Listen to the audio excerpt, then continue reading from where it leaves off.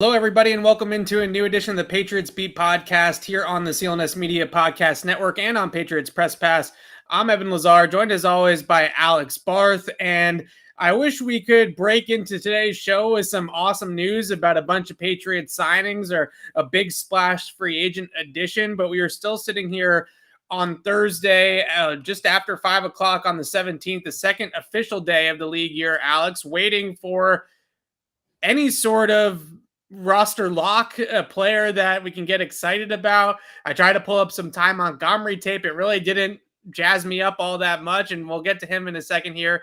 But I think the biggest thing that's on everybody's mind right now is what the heck is going on with this team? Why such the major reluctance to spend any sort of significant cash on anybody in free agency so far? And I think the biggest question that I have is not necessarily why. Why are the Patriots not spending?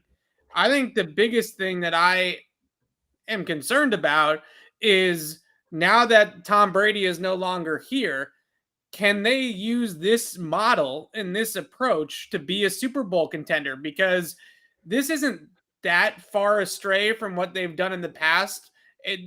Yes, they've had some of their big splash signings like Stephon Gilmore, or I don't want to mention or bring up bad things, but Adalius Thomas comes to mind, Rodney Harrison, the beginning part of the dynasty. You thought of Adalius Thomas before you thought of Rodney Harrison? No, just going in order.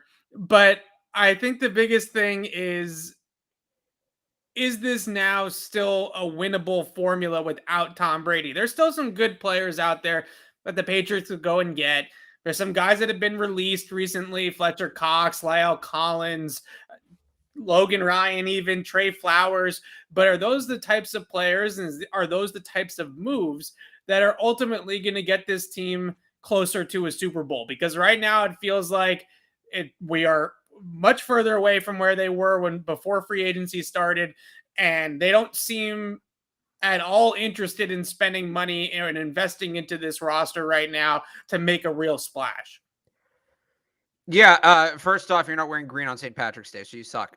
Nice. Second of all, I think this year does feel different. I think, and look, they've taken a backseat during free agency before, right? Nobody's going to deny that. Last year was ultimately the anomaly, but how many times did we get to Thursday of free agency week, right?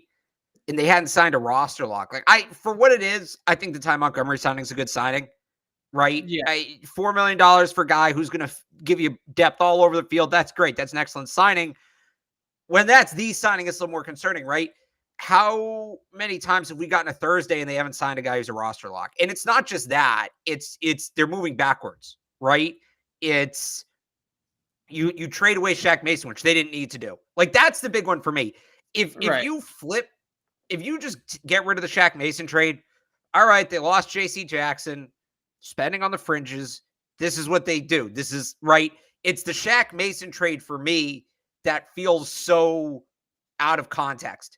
That's the one that I can't get over. That's the one that worries me. Besides that, yeah, it's pretty typical. They're a little slower than usual, but it does feel like at this point, and I've said this all week, and I'll say it again, this is a long, long process. We are 4 days into a 3-month process. But to this point, it does feel like they've moved backwards, not forwards. Yeah, I think the biggest concern that I have I agree with you 100% with the Shaq Mason trade, is that this isn't just about top of the market guys like Allen Robinson, right? I reported just a few minutes ago that the Patriots had some legitimate interest in Allen Robinson, but as soon as they heard the money, they bowed out. Then others have reported that Brennan Scarlett was a target for the Patriots from the Dolphins. He ends up going back to Miami on a 1-year deal for low money because the Patriots were the other team involved but didn't want to pay him more than the Dolphins were offering him. Ted Karras, one of their own, right? He gets more money from Cincinnati. They won't match it. They were never at all involved in JC Jackson, really. They never really made a concerted effort or a legitimate offer that JC was actually going to take that could to bring him back here. So this is top of the market guys like JC and Allen Robinson that they're lowballing or not interested in because at their price point. It's mid-tier guys. They were interested in Jakeem Grant. They pivoted to Ty Montgomery because he's the cheaper option. Even guys like Brennan Scarlett, who I think we're going to find out here, got $6 million to go back to the Miami Dolphins. The Patriots, too expensive for us, right? So everybody right now at every tier for New England is too expensive. And I personally don't think that fans should take that. Like, I'm not saying that we have to freak out and scream and yell and panic 2 days into free agency. But the fact that this team that Forbes just valuated at $5 billion is trying to use money as an excuse for why they are not making their roster better is a shame. It's a shame. I shouldn't even say a shame. It's a sham, right? Because that's truly not what's happening here. The Patriots have the ability, they have the flexibility to move cap around and to make it happen if they want to make it happen when it comes to signing guys. They don't want to make it happen. They don't want to pay the money. And to me, that is more of a disservice to the fan base than anything else that they could possibly do, because that means that they are not investing into the product on the field. Sure, you can go ahead and rebuild your lighthouse, right? And you can put your new stadium, half a stadium up there, Robert Kraft, but you're not actually going to go out and make the money, put money on the field and the on-field product. That to me is a complete disservice to the fans. Again, there's a long way to go. I don't entirely. They can be flexible. So this to me is why it's different. They're generally flexible with the cap when they need to be, right? They may not go ahead and open up $60 million to sign the top receiver and top pass rusher on the market, but they generally do have some level of flexibility. I don't think they've exercised one of those opportunities this year out, like in terms of player retention, right? They traded Shaq Mason. That was their move to free up cap.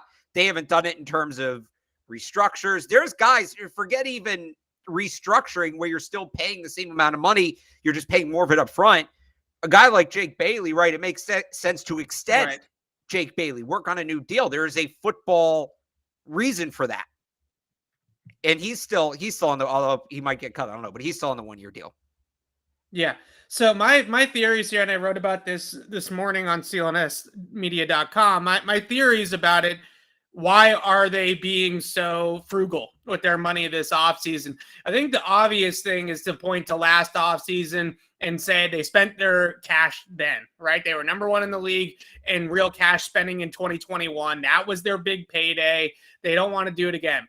But I think when you dig deeper into this, what really it presents to me is something that Robert Kraft said to us in the media last year after the free agent spending spree. And that was 2 things. One, it was the most money he had ever shelled out in an offseason, just in terms of pure capital in his 27 years as the owner.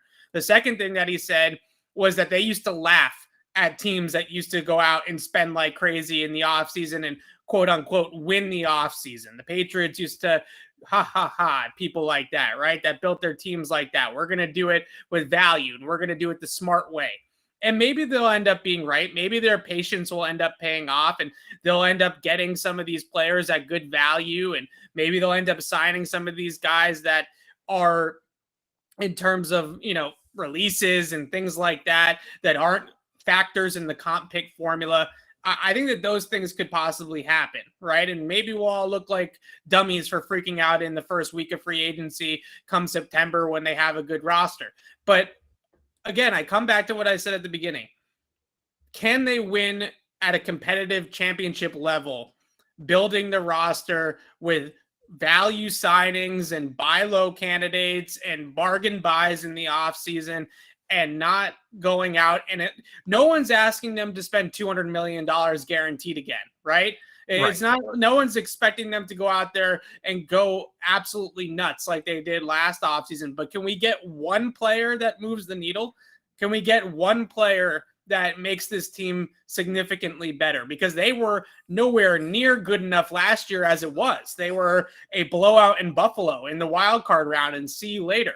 So not only have they gotten worse by the guys that they have lost, but they weren't even close to good enough last year. So I come back to, again, can they win like this? Can they win being this value-based model team that doesn't want to compromise the future cap years. And I think a lot of people look around the league and they say, well, how are the Rams doing it? How are the Saints doing it? How are all the Bucks and the Bills doing it?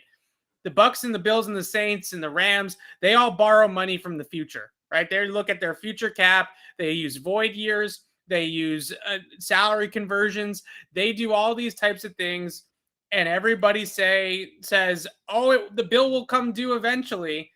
Meanwhile, in New Orleans, has the bill really came due? They're $30 million under the cap, right? So when does the bill come due? I'm still waiting for somebody to tell me when the police or the IRS show up at New Orleans at the Superdome and say, if you don't pay your wages now, then you're out of the league, right? I don't think that's coming anytime soon. Yeah, I mean, just to backtrack, organization, this doesn't feel like a value-based offseason. It feels like just cutting costs. As I said this yesterday, I spent all of last year pounding the table for that 4-year rebuild, right? And I said, hey, look, if they don't, when they had the 1 seed, we were all talking about, hey, if they don't end up winning the division, that's fine because they got a window, right? Because they got time, because they're going to build on this, and this is the foundation, and they're going to build on top of this. They've instead just chipped away at the foundation. This isn't, it's not about value-based to me. This just isn't how you operate when you have a rookie quarterback who's a starting caliber player. This just isn't how this is done. You figure out a way to keep J.C. Jackson. You certainly don't trade off a starting caliber guard for cap reasons. Those are moves teams make when they're getting ready to hit that reset button.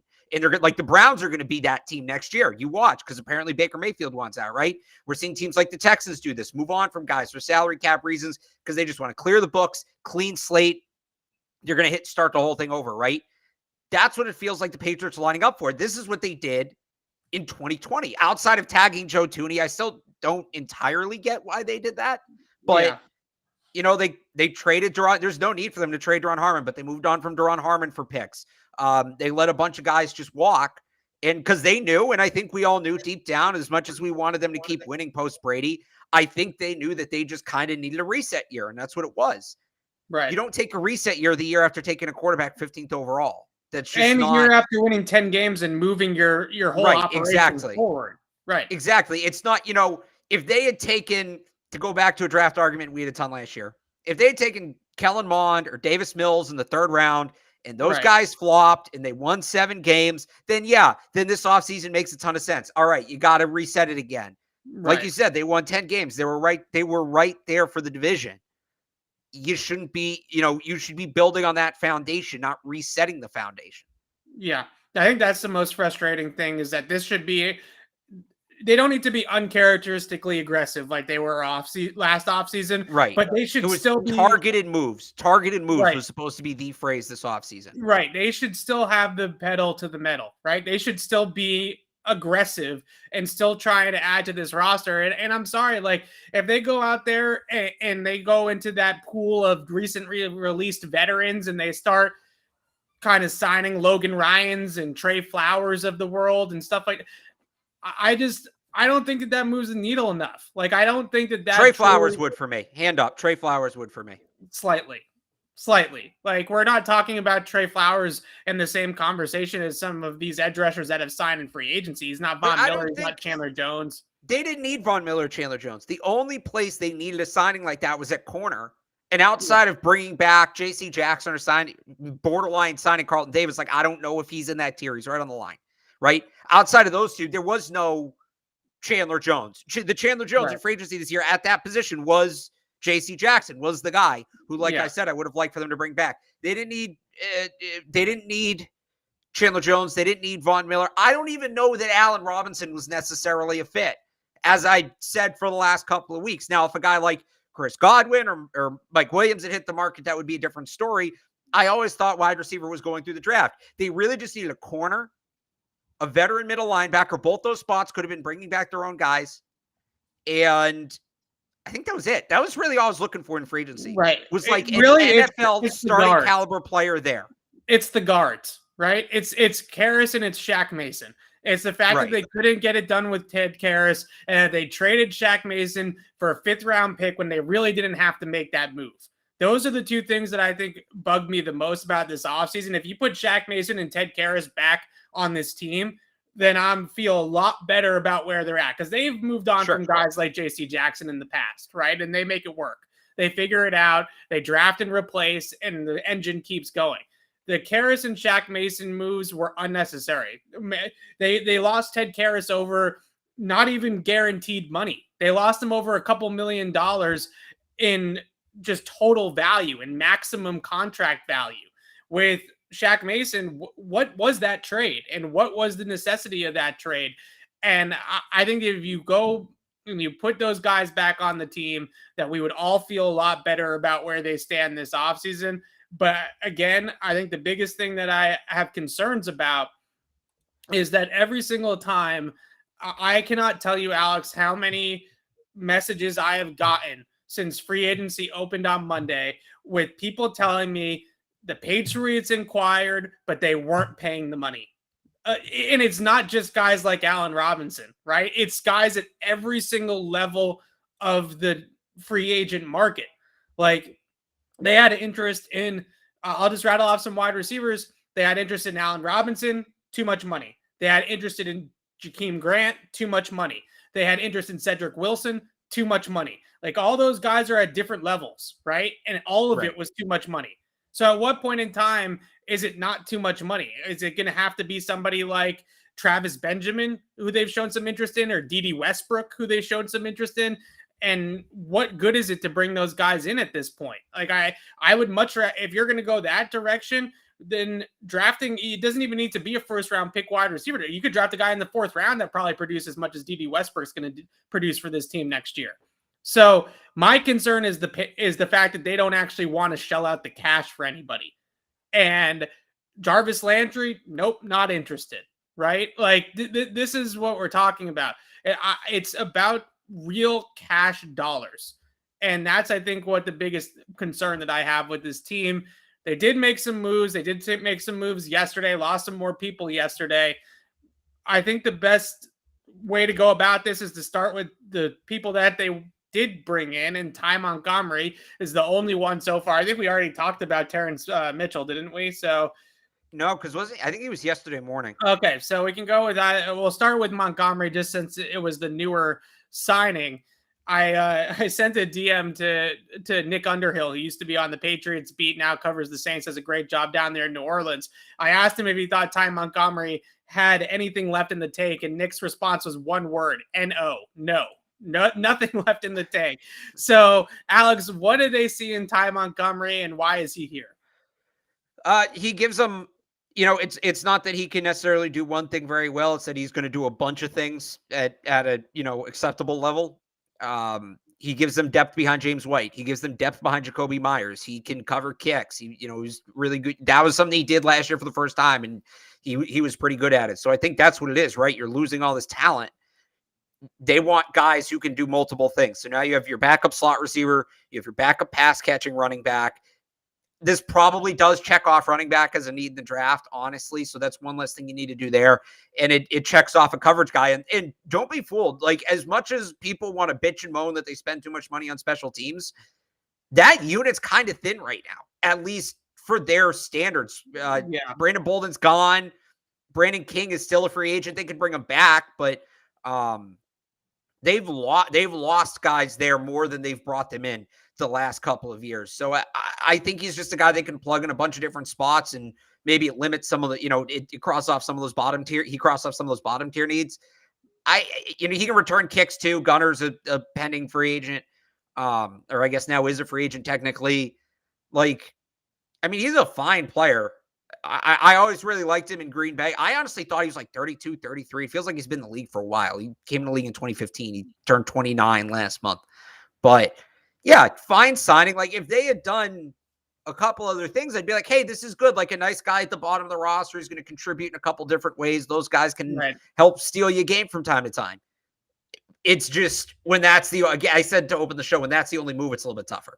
Yeah, I think that's exactly what Ty Montgomery is here for. And you're right. I think Terrence Mitchell fits that box as well, that if this was last year and they were adding Terrence Mitchell into that cornerback group with JC Jackson at the top of it, then all of a sudden it's like, oh, well, remember what happened in Buffalo in the wild card round when Jalen Mills gets COVID, can't play in the game on Sunday, they get blown off the field. Well, now if you had a guy like Terrence Mitchell instead of Jawan Williams in there, or instead of some of the practice squad guys they called up, that move adds depth. It adds some comfortability. It adds some stability at that spot. I don't necessarily think that Terrence Mitchell is a guy that's going to start a lot of games for the Patriots next year, but he's a good fourth corner and a guy that could start a game if they absolutely needed him to and wouldn't be a total liability out there. And I think Ty Montgomery fits in a similar category where they lost Brandon Bolden to Patriots West. They needed a backup plan for a guy like James White coming out of the backfield. He can play a little bit of receiver as well if they lose somebody there to an injury. He can potentially return kicks. I don't know if he's got the juice to return kicks anymore, but he hasn't done it in a couple of years, not regularly. Yeah, it's certainly something that he could at least test out in training camp and see in practice if he's able to do it at a high level or any sort of high level. And those are the types of fill-in middle tier, low tier signings, middle class, if you will, that the Patriots have always had, that have really been productive players for New England. I think the issue is more about the top of the roster right now and where the Patriots are going with that. I mentioned all those wide receivers that the Patriots have cheaped out on. Apparently, according to Andrew Callahan, who originally reported that they were interested in La'el Collins, now that he's going to be a free agent, they're no longer interested in La'el Collins because it'd be too expensive. So, then trade for him. If you know his price is going to go up and you want him, to trade for him. Right. And apparently they couldn't figure out a day 3 pick for La'el Collins or a swap for La'el Collins on day 3. Clearly the Cowboys were just trying to get rid of him, right? They were going to cut him outright. So you couldn't have traded the 5th round pick you got for Shaq Mason to Dallas for La'el Collins. As it is, the 5th round is the round that they take punters and long snappers and special teams cover guys, right? I mean, that's the special teams round for Bill Belichick. That's a tough one to swallow too. The fact that they couldn't make a trade with Dallas for La'el Collins as well. Here's the thing. Yeah. So I'm going to kind of speculate here, and then I'm going to be super Bobo Homer and kind of throw a theory out that's going to get me made fun of, but I'm going to throw it out anyway. First off, if they were to trade a 5th for La'el Collins, the 5th they only have 1 5th. They traded their original one last year for Trent Brown. So that would have been the Shaq Mason pick. Right. Dallas needs a guard, like badly. I wonder if they could have traded Shaq Mason for La'el Collins straight up and if they offered that. Yeah. Because that's essentially what moving that 5th would have been. And I wonder if they didn't want to move anything more than that because they didn't value La'el Collins more than they valued Shaq Mason. If that makes sense? You know what I'm saying? I actually think it's honestly a decent deal because I think what ultimately happened with Shaq Mason is, one, they obviously felt like his play was a little bit on the decline and his production was not going to match the contract years left on his contract. The second thing I think what happened with Shaq is, in their system in particular, they see Michael Onwenu as a right guard. They feel like his long-term home is best suited. As we know, Shaq has been one of the best run blockers in the NFL for half a decade now. He pulls a lot. They combo with him a lot. And they feel like that should be Michael Onwenu for this team moving forward at right guard. So I would have loved that move. You trade Shaq Mason, you get La'el Collins, you need a right tackle that's not Trent Brown or just going kind of year to year with that right tackle position over the last couple of years. You solidify it, you get a bona fide stud in La'el Collins, you put Onwenu on that side with him at right guard, his natural position in your scheme, and I could explain that, right? I could justify that. The fact that they're not even in La'el Collins' market anymore is really disappointing to me because, yeah, it's easier said than done, in my opinion, to just say, oh, well, they'll find a guard in the 5th round and plug him in. I would have thought that if Dante Scarnecchia was still here as the offensive line coach. I even would have thought that if Carmen Bracillo was still the offensive line coach, because he's the one that coached up Onwenu. Let's not forget, that wasn't Scar. Right? He's the one that coached up Onwenu. So I would have sat there and said, okay, yeah, they'll figure that out. If Matt Patricia's coaching the offensive line, are they going to be able to plug in a rookie 5th round pick at guard and start him in week 1? Yeah. So hang on. So here's the other half of that take though. So and again, this is where I'm going kind of homer, and I don't, this is more of a concept than my personal belief, but they don't want to part with picks in this draft. They don't want to do it. Yeah. They gave up Shaq Mason just to get a pick. Is it possible? So they're not adding anybody, whatever. Is it possible that they just have a really good read on this draft? They really love this class and they think, hey, we can get a starting caliber guard in the 5th round. Hey, we're not going to give up a 4th round pick for La'el Collins because we know we can get a starting caliber wide receiver, linebacker, corner in the 4th round. A guy who's cost controlled, a guy who's under contract, a guy who's young.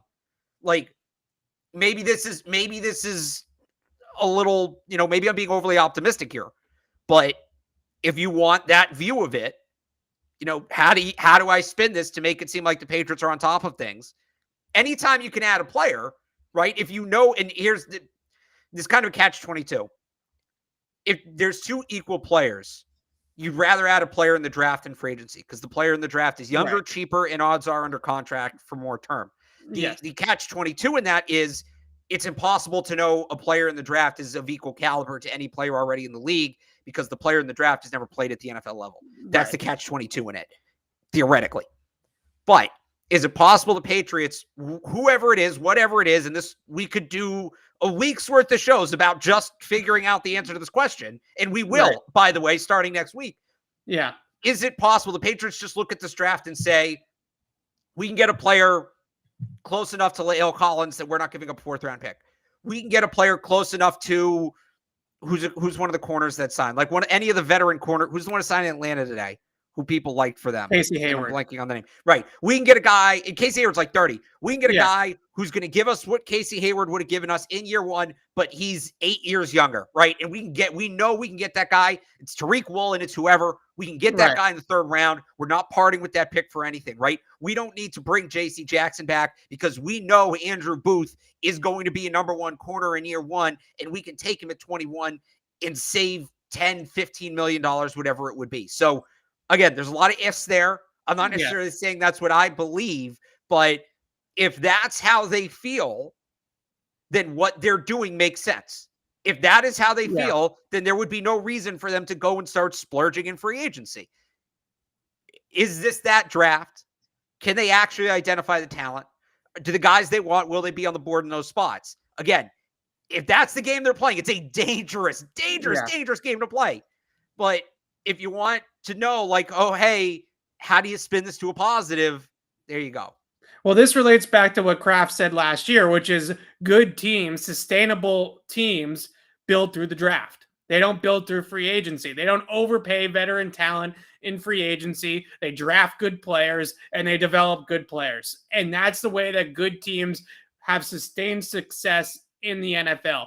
And I think what we've seen this year after the spending spree last year is a return back to that side of thinking. So I agree with you 100% that I think the Patriots think they're going to knock this draft out of the park. And yesterday, I know a lot of people tweeted about it. You wrote about it, Alex, that the Patriots continued down at the Georgia Pro Day.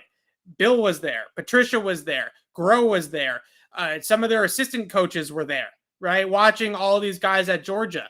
So they feel in every sense of it, from a spending standpoint, from what they've done so far in free agency, it definitely feels like they are way more all in on the draft than they are in free agency. Like, I feel like they're just saying to themselves, let's get some guys to fill in some blanks like the Terrence Mitchell, like a Ty Montgomery, and let's get to April, because that's where we're going to really do our work. And that's where we're going to focus on. We're not going to sit here and comb through hours and hours of free agency tape, right? We're not going to watch all these guys in free agency because we're going to the draft. And that's the positive spin on it.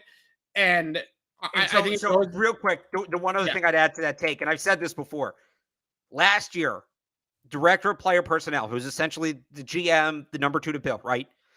The director of player personnel is Dave Ziegler. His entire career background was in pro personnel, free agency, contract renegotiation, contract extension, all that. That was his background. Yeah. That job he's now in Vegas. That job is now held by Matt Groh. Matt Groh's entire background is in scouting, the college game, all of that. So the guy in charge is a draft guy. He's not afraid. Now, that doesn't mean he can't do both. Obviously, with Ziegler in charge last year, they had a good draft. But Right. Groh was a big part of that. We saw Right. Groh was at the Georgia Pro Day, right? Right, he was there, right, at the start of free agency. And from what I'm told, they have a draft guy running the show. Sorry, go ahead. Yeah, no, from what I'm told, the guy that's truly running free agency right now is Elliot Wolf. Obviously, Belichick is Which makes involved, sense. and he's part of the negotiation, probably the part of the negotiation, but the guy on the horn is Elliot Wolf, and he's the one that's making the calls to agents, and he's the one that's putting in offers, and Bill's kind of just giving him a thumbs up or a thumbs down behind the scene. And that, I think, is where we're headed with this, is like you said, back to the draft being the focus, back to drafting and developing, identifying good players in the draft and using that as the way that you're going to get your studs. You're not going to get your blue chippers in free agency. They just don't believe in that. They don't think that the way that these other teams are doing it, like the Rams, for instance, who just don't care about draft picks or the salary cap and are just doing whatever they want to do out there, they don't believe that that's sustainable. They think in a year or two, that roster is going to age, everybody's going to get very expensive, and that team is going to fall by the wayside. And they'll probably end up being correct. But the question is, when you have Mahomes and you have Allen and you have what the Chargers are doing with Justin Herbert, like the next team is always going to be coming, right? The next Rams is always going to be building. So can you outbuild those teams?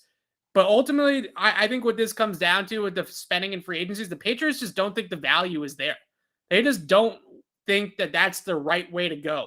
They don't think that it's the right way to build your roster is by paying for all these veteran players, overpaying for them most of the time.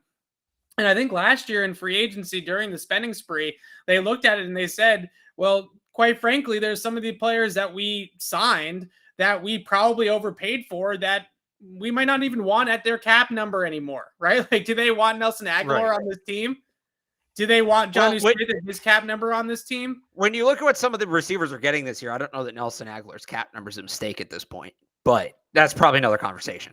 Yeah, so I get it. I think that is the model. And the one thing that I would push back on, or the one thing that I would sort of wish would happen here is, like you said at the beginning, it's targeted signings, right? It's not the $200 million spending spree that we're all looking for, but it's the one or two veteran players that come in just to keep the arrow pointed in the right direction.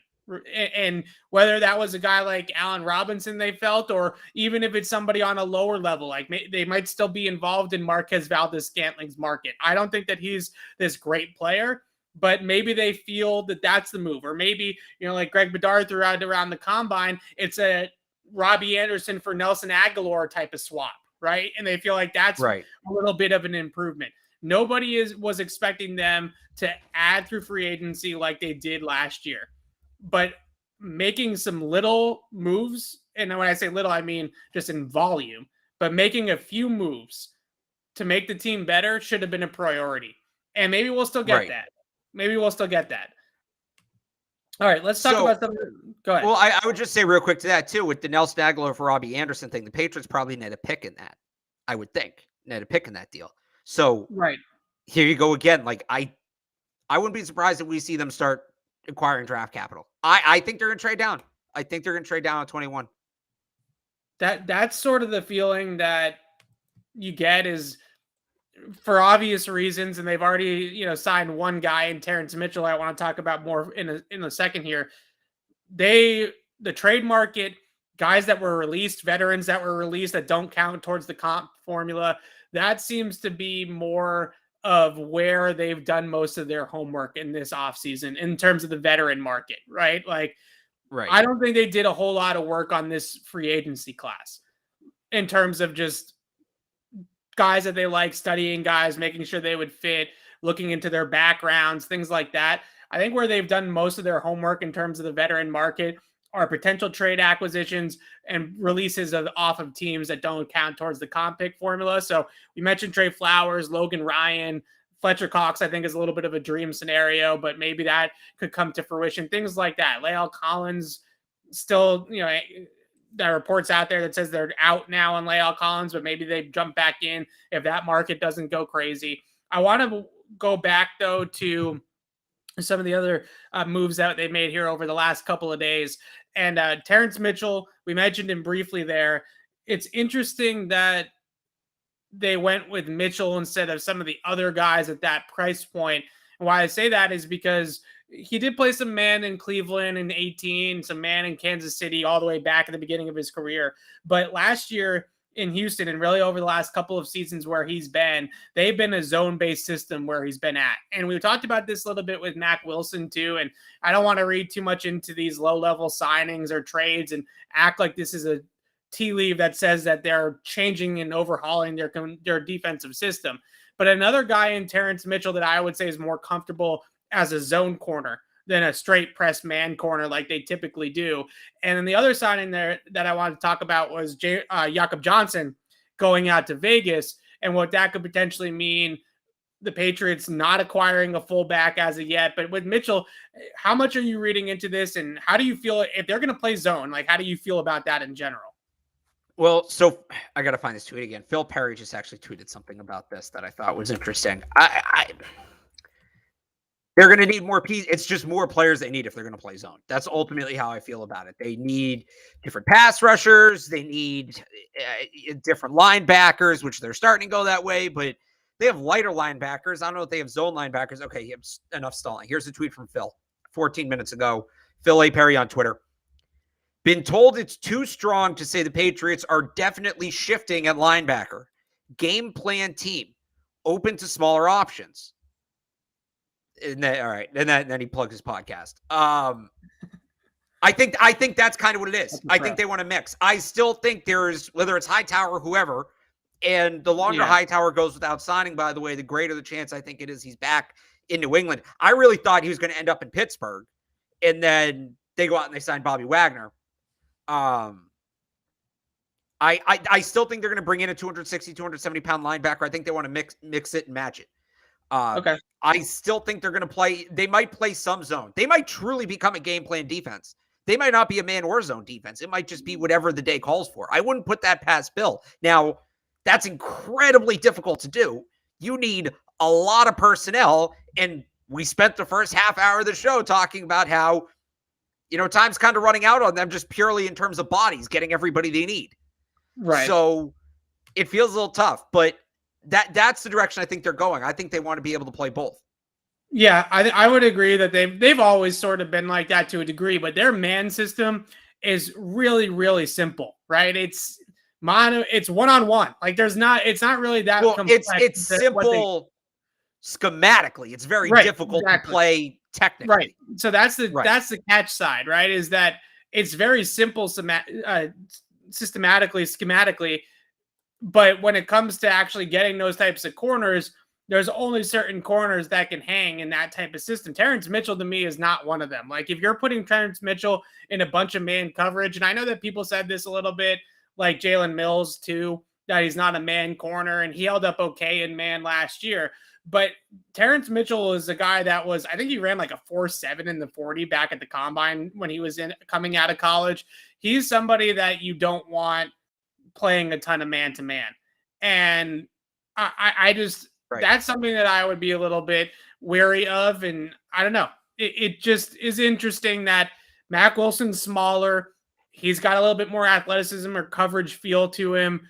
Terrence Mitchell's more of a zone corner as well. And maybe a guy in the draft like Andrew Booth Jr., who doesn't have a ton of experience in press man, has some really, really good tape in press, but he doesn't have the reps that some of the other guys do in straight press. Maybe he's somebody that is more in the conversation, or like the Washington DBs. Those are guys that play a lot of zone, right? Out there in Washington. Maybe those guys start to be more a part of this conversation as well. The other schematic. And by the way, real quick, I meant Miles Jack in Pittsburgh, not Bobby Wagner. Wrong linebacker that got released. My bad. Yeah. Another schematic shift that I wanted to talk about was Jakob Johnson going out with Josh McDaniels in Las Vegas with the Raiders. We have seen the Patriots over the last couple of years try to get more athletic at the fullback position. I would say guys like Dan Vitale and Dalton Keene, and maybe Ben Mason was a little bit more of an athletic guy than somebody like Jakob Johnson. But until the Patriots sign a fullback, I am interested to see, is that gone by the wayside? And is that sort of more a Josh McDaniels thing to be that power eye two back team? Or are they going to just sign a fullback or draft a fullback or probably hopefully not draft one, maybe UDFA fullback they like or something like that and go that direction? But would you like them to go away from the fullback in general, though? I don't know. I think I think two of their best offensive players are Damian Harris and Ramondre Stevenson. I know you're going to roll your eyes at this, but you got to capitalize on those guys and their downhill running ability. At this point, they're two of their best offensive players, so I can't really roll my eyes at it. I mean, well, no, I meant the idea that you got to kind of capitalize on their skill sets. But you know, you're better off with those guys if you have fullback. Doesn't mean he needs to play a significant amount. I think when Jakob Johnson played last year, I think it's around 30% usage rate, which is probably about right. That's about where he should be. Overall, I think they're about 35% with a fullback because they used a lineman on a handful of occasions. The utility fullback thing is interesting to me. And you talk about a fullback in the draft, it's really just Connor Hayward. Like, there's not that old school, blocking fullback. That they would love Connor Hayward. I mean, not just because he's really personal, but because of the family lineage in the NFL too, and some of the other connections to the Patriots. He's the mental makeup. I mean, the guy's first one, last out kind of guy. All of that. That might be the plan. That honestly might be the plan. I think they should have a fullback. There's another. I got to remember his name, Elijah Penny, who also, by the way, is another sibling. It's Rashad Penny's, I believe, younger brother. I might be wrong on that, but younger brother. He was with Joe Judge in New York the last couple of years, and he is a more utility fullback. He caught 20-something passes last year. He didn't have a overly heavy workload, but he can contribute in the passing game. Again, the familiarities there with Judge. He's a guy I would look at in free agency. I know people were tweeting at me yesterday, Patrick Ricard.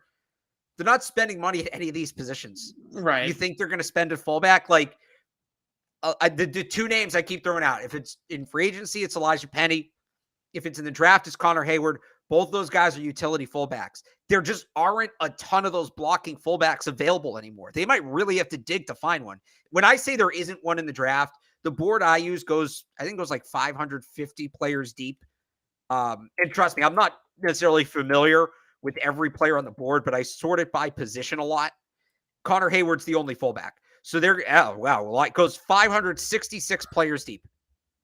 This board. Shout out Isaiah Land, linebacker, Florida A&M. What was I saying? Yeah, so if they want to find a true blocking fullback and they're not doing it in free agency, they're going to have to go to Canada. They're going to maybe the International Pathway Program again. Right. I mean, this is beyond the USFL at this point. Japan plays college football. I know Norway does. I'm missing an obvious one, Arena League. But yeah, I mean, that might be what you're talking about. There's guys out there. There's just, we get in the weeds, right? With this stuff. Yeah. We're talking beyond our knowledge in that. Yeah. Which is why I think they're going utility. I think they would have kept Jakob Johnson if they wanted that role. I think they're going to go with the utility fullback. Ben Mason, real quick, not on the roster anymore. He signed a futures deal with the Ravens. And that's the other thing. Yeah. Some of these guys are going to get cut. They may just be like, we'll throw whoever. We'll throw William Sherman at fullback throughout camp, and then somebody will break free and we'll sign him off a practice squad or claim him on waivers or whatever before the season starts. That could very much be the plan too. Yeah, as much as it drives me crazy just from a big picture standpoint and the fact that your maximum point production is so much lower as a team when you run a team out of 21 regular the way the Patriots have in the past couple of years, but their production and their efficiency out of 21 personnel has been the best out of any personnel grouping that they've been in pretty much going on since like the 2018 season, right? Like it's been 3 or 4 years now where 21 has been their most productive grouping. Why? Because they're averaging over 4 yards per carry on the ground when they're in 21. And number two, their play action passing game is fantastic out of 21 personnel. They lead the fullback through the hole. They get everybody to jump up. They hit the tight ends and the slot receivers crossing over the middle. It's a difficult play to stop. They've been running it like the same way for 10 years. Now, you mentioned the utility fullback. I also would love to throw Jonnu Smith's name into that ring. Like, from everything that I've seen from him on tape when it comes to blocking last year, when he was handing the dirt and just trying to engage somebody right in front of him with zero momentum, he was getting himself ragdolled sometimes. Like, he was not a very good inline blocker last year for the Patriots. Maybe they can get more out of him as a blocker if he gets a head start. If he's able to move or generate some momentum first, whether it's coming out of the backfield from a fullback alignment or even more like an H-back alignment where he's coming across the formation, just something that you're able to just get rolling a little bit before you get into the block. I wonder if that would be a better usage of his skill set, and then also be able to run routes out of the backfield and get him some mismatches and then get him into some space coming out. The best game Jonnu Smith had was actually a half. It was that first half against the Jets, the first time they played New York. Or second time, excuse me, the one game at Gillette. He had like 50 yards in the half, right? He had a catch out of the backfield and fullback. They ran a corner route with him from a fullback spot. They never ran the play again, or at least they never hit it again, right? And that's what I wonder is maybe they could see using him. I've always looked at Jonnu and thought a little bit Kyle Juszczyk-like, right? Like, he's got that kind of skill set to him where he's not really the pure route runner. He's not really a pure inline guy, but he can kind of do a little bit of everything. That would probably, in my mind, get a little bit more out of him. So I would throw Jonnu Smith's name in that hybrid fullback or utility fullback position as well. But it does feel like they want to get a little bit more punch out of that spot. And they don't want that guy to be a complete negative or, kind of a zero when they do throw the football and do go to the air out of 21 personnel. By the way, I did find the list of draft fullbacks. Yeah, most of them are out of the top Of course you did. 500. The number one fullback, actually, hang on here, John Chenal from Wisconsin. I'm guessing that's his brother. That's got to be Leo Chenal's brother, right?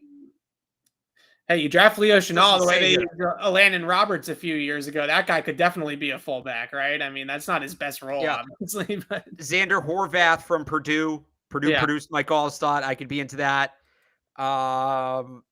Ben Miles. Some of these guys are all right. So there's 5 guys here, but yeah, they're all safe. So they're there. We don't need to go over Japan. They're there, but yeah. All right. So anything to add about Brandon Bolden? I know we talked about him a little bit with Ty Montgomery. Do you feel like this is a big impact loss? Obviously, it's not a big impact loss, but Brandon Bolden he deserves a minute on the show, I feel like, right? I mean, a consummate Patriot, 2 stints with New England, both were good. Really filled in very well for James White last year. Wasn't James White, but he did a very, very good job in his stay. Core special teams player. He's one of those guys who's talking to us about how he had so many text chains going back his entire time with the Patriots with former Pats running backs, Dion Lewis, LeGarrette Blount, Stephen Ridley were some names he mentioned. I think a lot of people, Damian Harris and Ramondre Stevenson, can probably attest to this as well. Brandon Bolden was a mentor, was somebody that they all looked up to and learned a lot from, even though he wasn't necessarily a Pro Bowl running back in his own right. He really helped a lot of those guys that were very good. Yeah, just a genuinely good person. Like, yeah, loves football, loves his teammates, all of that. He did a great job filling in for James White last year. I know he got a lot of hate for his performance early in the year, but that's really not his role. They really asked him to play well outside his comfort zone, and he figured it out admirably by November. I think he did as much as he could have asked for. And then to find out, he's working his way back from cancer. He was still playing football, all of that. Yeah. That's the kind of guy you always want, one guy like that on your team, at least one guy like that on your team. And maybe he's not going to play a ton. Maybe he's not going to sell the most jerseys. Maybe he's not going to get the headlines every week, but he's a guy that you rally around. Everybody in the locker room likes. He makes going to work a little bit easier. He gives you something to play for. So consummate professional, absolutely, in every sense of the word. And that's, when you're a first-year coach like Josh McDaniels, you want a guy like that, especially a guy you're familiar with. And he's going to kind of help bridge that gap between the guys who already were in Vegas and some of the other first-year players who maybe aren't familiar with McDaniels as much. By the way, some of this can be said about Jakob Johnson too, I think. It's just a really good deal all around for the Raiders, for Brandon Bolden himself. Happy to see him get his deal. And as for the Patriots, Montgomery probably is going to give them more or less football-wise what they'd miss. If they hadn't brought back James White, it would be a much bigger discussion, but James White's back. I'm still pretty much where I was 2 weeks ago. Can we just get a kid who maybe can fill that role? We know J.J. Taylor's not the guy. Can we start looking for James White's replacement now? But short-term, not a monumental need, not a monumental football loss. Yeah, and I think unless they are going out there and they're adding a bunch of more picks into this draft, the third down receiving back is probably something that's going to have to wait. Maybe they could get hang on. Yeah, and maybe they can get somebody UDFA. But let's play a quick game here real quick. They're scheduled to have 7 picks right now. Yes. Over under 7.5 picks. How many do they make in the draft this year when it's all said and done?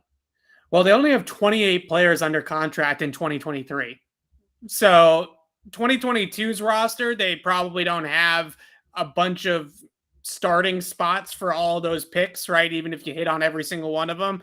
But looking ahead to 2023, they have half their roster, right? I mean, they have a big hole to fill there. So I actually think that they could draft over that quite easily and be able to just make sure that this team not only has some plug and play guys for 2022 is obviously the main goal, but looking ahead to 2023, there's going to be a lot of turnover again. And at some point, we're going to start talking about some of these other, Devin McCourty, for example, and Matthew Slater said this to us this morning.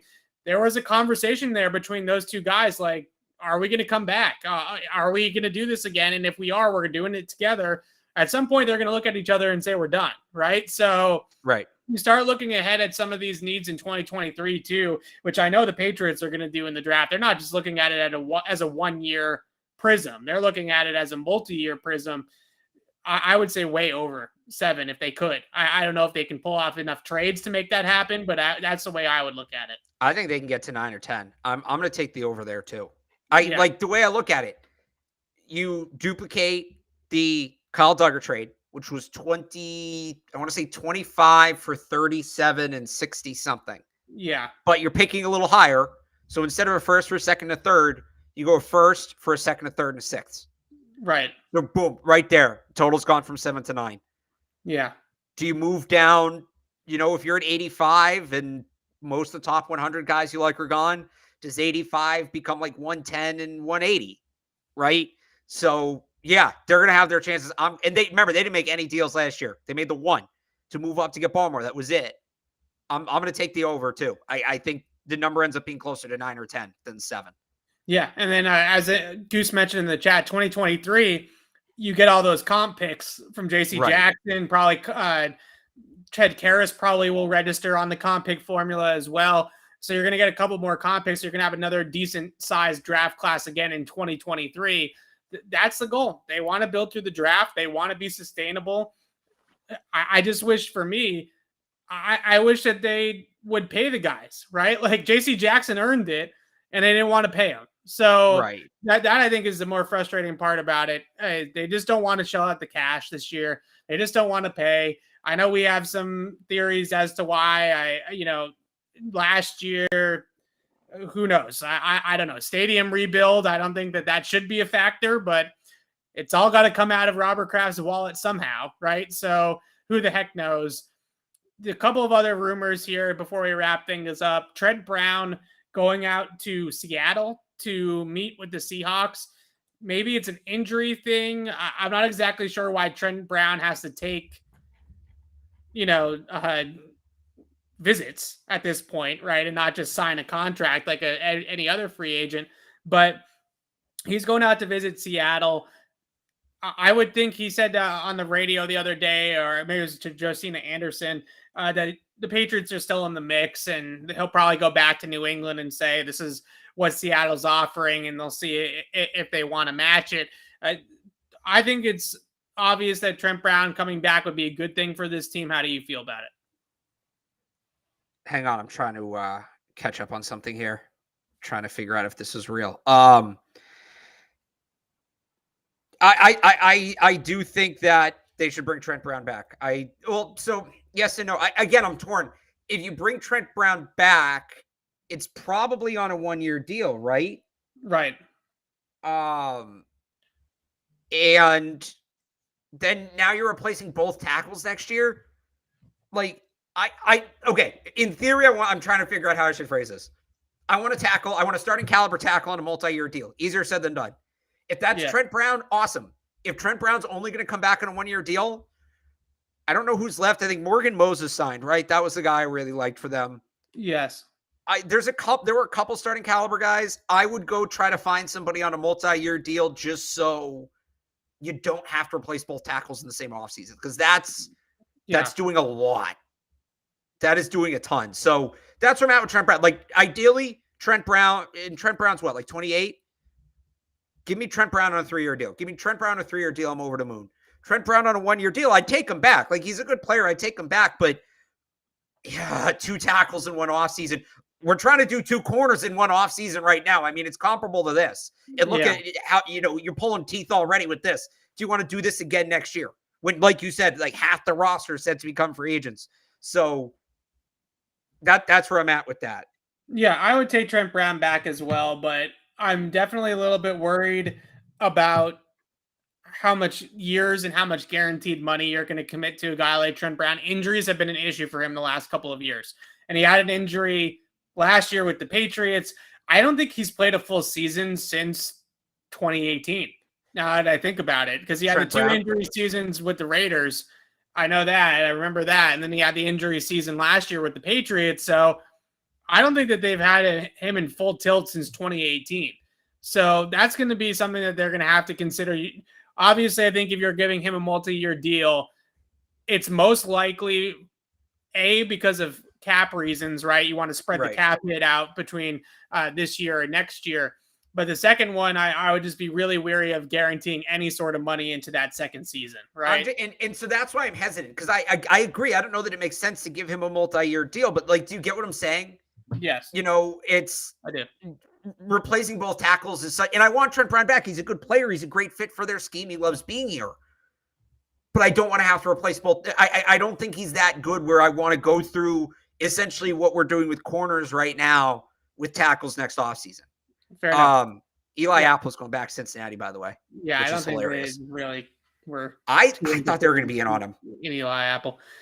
So that's a weirdo diva. I don't know if he fits them.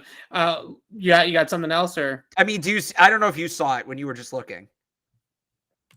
Are we talking about a certain quarterback? Yeah. Did you see that? I saw the report. It looks like it's from like a radio station out of Atlanta or something like that. Yeah, the Sports Talk ATL. So I texted a source about this person. I didn't text a source about the story. I don't have a source with the story, but I texted a source about this person who said, Jake, who's reporting this, has been first on this whole thing. Okay. So, well, Benjamin Albright just now said that he couldn't get confirmation on that report. So I don't know. At this point, we're driving people crazy. There is somebody out there. We're not saying this move has happened. Yes. There is somebody out there, quote, at Sports Talk ATL Jake on Twitter. He is the chief operations officer, producer of Sports Talk ATL, which is they're kind of like the CLNS of Atlanta. Okay. So this is smaller than like Jimmy Stewart at 98.5 is phone. No, I think it's comparable. Okay. All right. Love you, Jay Stu. He tweeted, Jay Stu's phone knows all. Jay Stu's phone is no joke. Sports Talk ATL, Jake. Deshaun Watson is expected to waive his no-trade clause and join the Atlanta Falcons, per source. Trade should be announced within the next few hours. He then followed that up with a screenshot that just says, Deshaun's coming home.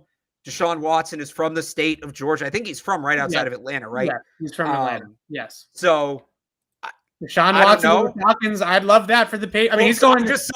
I just saw Doug. Probably no matter what, right? Right. I just saw Doug Hyde tweeted, the Falcons are signing free agent running back Damian Williams. So never mind. DW, but wrong DW. You're right. It was between, I think everybody knows at this point, it's between Atlanta and New Orleans. Those seem to be the spots. What I would say, my read on it is, because he's not a free agent. Let's remind ourselves of this, right? Right. If let's say he can pick his landing spot essentially by refusing to waive his no trade clause. But if he goes to Houston, and I don't know that he would do Houston any favors right now. I don't know that he'd do Cal McNair any favors right now. But if he says, I'm good with either New Orleans or Atlanta, Well, if I'm Houston, then Atlanta can offer the better package. They're picking 8th overall. Right. So that's why I've been leaning Atlanta this whole time. Yeah. We'll see if this is real. But so the like thing you said, about it helps the Atlanta- Patriots. So the thing, yeah, it helps. Nick Casario is doing everybody in the AFC a service by making sure he's out of the AFC, right?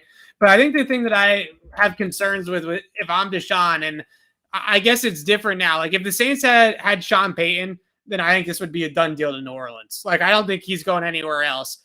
Do you think Sean Payton would pull a Tom Brady if he has a chance to coach Deshaun Watson? He could. And Sean Payton is considered by most to be a top 5-6 play caller and offensive mind in all of football, right? So if he was still the coach of the Saints, I think this is a no-brainer for Deshaun Watson to go there.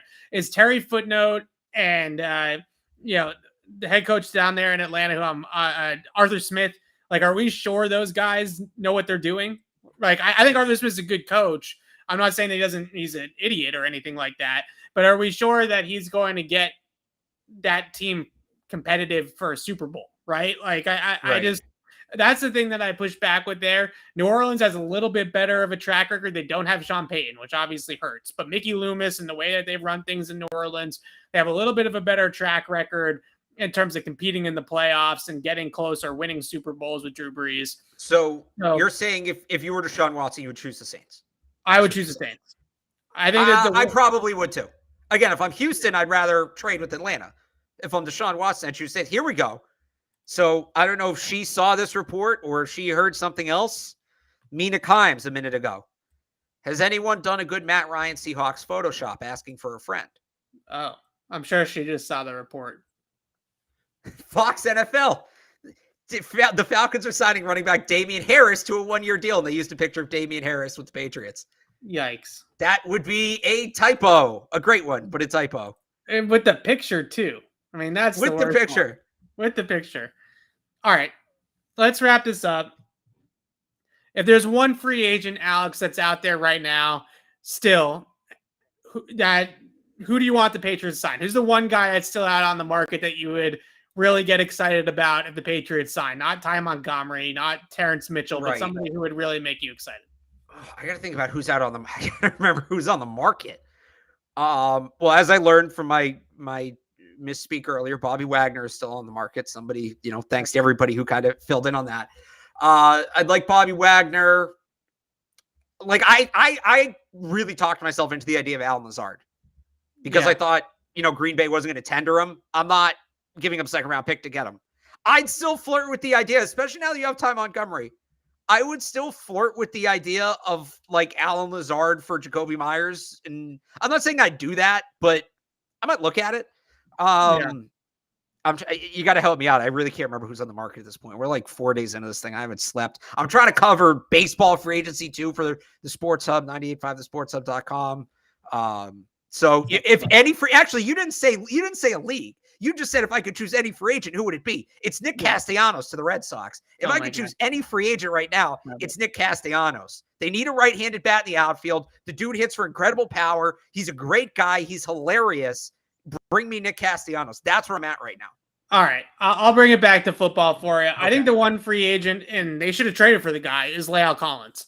Yeah, you're probably right. I forgot about it. They need to bring in La'el Collins. And I think the money's going to get silly now, and they're not going to do it just like they did with Allen Robinson. We've been talking about it for the last hour. But I would feel 10 times better about their offensive line next year if La'el Collins is in that mix. Because La'el Collins at right tackle, Onwenu at right guard, Andrews at center, I'll take Wynn at left tackle, and we can figure out left guard on the way. Makes me feel a lot more comfortable. And you know me, I wanted the wide receiver. I've wanted the wide receiver this whole time. I would love a wide receiver at the top of the draft, but I am still at my roots an offensive line guy. And I will say that at this point, offensive line is a bigger need than wide receiver is for this team. And they can add whatever wide receiver. They can add Chris Olave, Jameson Williams, whoever your favorite wide receiver is in the draft. If they can't protect Mac Jones, he's not going to be able to get him the football. So La'el Collins is the signing I would make. I would then go out and look for outside receiver help, potentially maybe add another guy there. But I'm really in on this offensive line thing. They got to figure out the line. And I wouldn't be so hell bent if they want to take a guard, not in the first round, but if they want to take a guard at some point in the middle rounds and they think that guy can start for them as a rookie, then I believe them, right? They've done a good job of identifying, especially interior offensive linemen that can make an impact right away. So give me Lael Collins. You have one spot to fill at that point on the offensive line. Things feel a whole lot better on offense than what it did before they signed a guy like Collins. But if Andrew Callahan, which I assume he is correct, they are going to be out on Lael Collins. And Alex and I are going to mostly turn the page next week to the draft. We will obviously still continue to update you and discuss Patriots news as it pertains to free agency and trades and things like that. If there's a big move coming, we'll talk about it here. We hope there is, just for our sake. It's more entertaining than talking to you guys about Ty Montgomery. Honestly, even if there's not, unless we do a show tomorrow and there's big news, we're doing mock drafts next week. I'm excited either way. I'm ready to dig in. Yeah. PFF, they got the picks right. They put kickers and punters in there. I'm ready to roll. Those were the best shows last year. I'm ready to roll. And we need ideas from you guys too, by the way. Like, I would think the first mock we do is just going to be straight up, right? Yes. But then, like, what happens if you trade up? What happens if you trade down? Like, we want to do different situations. We don't just want to do the same mock over and over. So you guys need to give us some ideas. Yeah, I'm with that. It's going to be a lot of fun mock drafts next week. Look, a part of me wants to say, like, we should already be doing mock drafts because the Patriots are clearly onto the draft. Like, they clearly don't care about free agency this year. They're clearly already paying attention to the draft. So we'll be paying attention to the draft next week as well. It's going to be a lot of fun. Live mock draft simulators right here on Patriots Beat. We'll talk about all the permutations and all the possibilities and all the players the Patriots could draft. And we're really looking forward to it. We had a lot of fun with those last year. So we'll do them again every week in the lead up to the draft. And this is really, free agency is fun. We like it here. But the draft is really where we have our most fun. So we're going to get started on those next week, and it'll be a whole lot of fun for us, a whole lot of fun for you guys, hopefully, as well. But thanks so much for watching all of our free agency pods. Again, tomorrow, if they pop up with a big move or even a couple little ones or something like that we have stuff to talk about, we'll hop back on the pod tomorrow afternoon and discuss it. But for now, we'll most likely be signing off until next week when we start to turn the page towards the draft. So thanks, everybody, for watching us this week. We had great numbers, great turnout. We really appreciate all of you guys for following along during free agency. I wish that it was a little bit more exciting and there was some more fireworks that we could discuss, but hopefully those things are still to come. And until next week, signing off for Alex Barth, I'm Evan Lazar.